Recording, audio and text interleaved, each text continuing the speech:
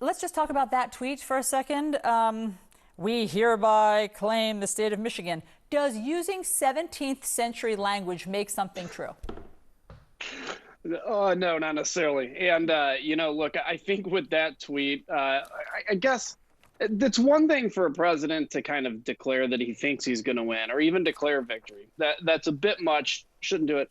Where I have a real problem with what's going on is when a president starts alleging voter fraud without evidence of that. Look, if there is voter fraud, trust me, it's going to be discovered because you're going to have people that, quote unquote, voted that didn't. And they're like, I never voted.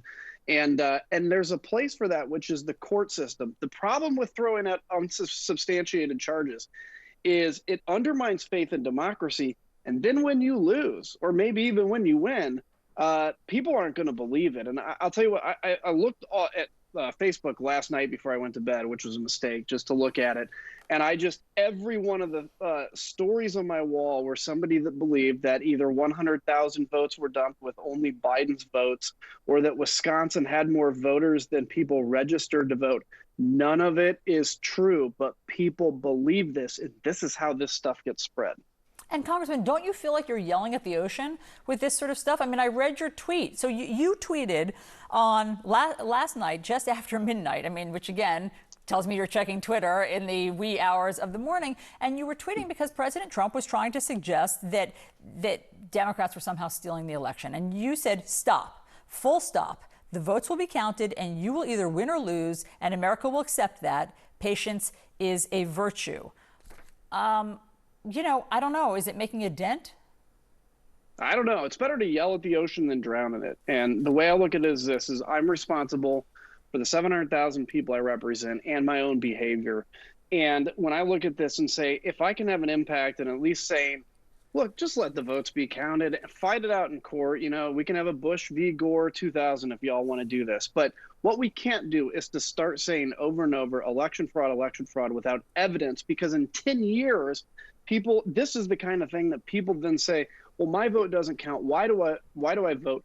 They're disenfranchised, and it leads to a dissolution of the union. So, Donald Trump may not have to worry, or even Joe Biden may not have to worry about election in 10 years. But I have a family I have to worry about, and so I'm going to fight hard for that.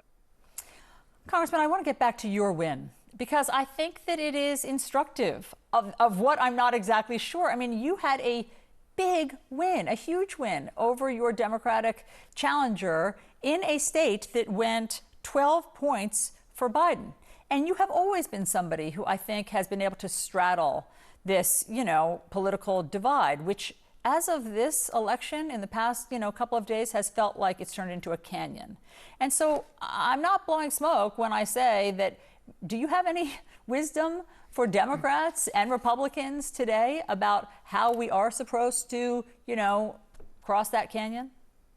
It was a massive victory, and I think I ended up getting, many, many thousands more votes than even Donald Trump got in my district. And I think it's this. I think bottom line, I'm still convinced that even if, you take on the president sometimes and the base is mad, or the left is mad because I'm actually a conservative Republican, the bottom line, I think there are still people that respect the fact that you believe something and you know it to be true.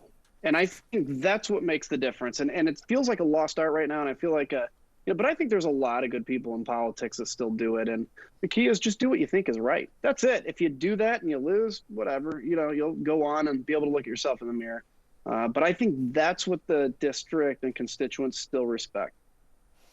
Congressman Adam Kinzinger, thank you. We really appreciate your time. Thanks for those words. You bet. Take care.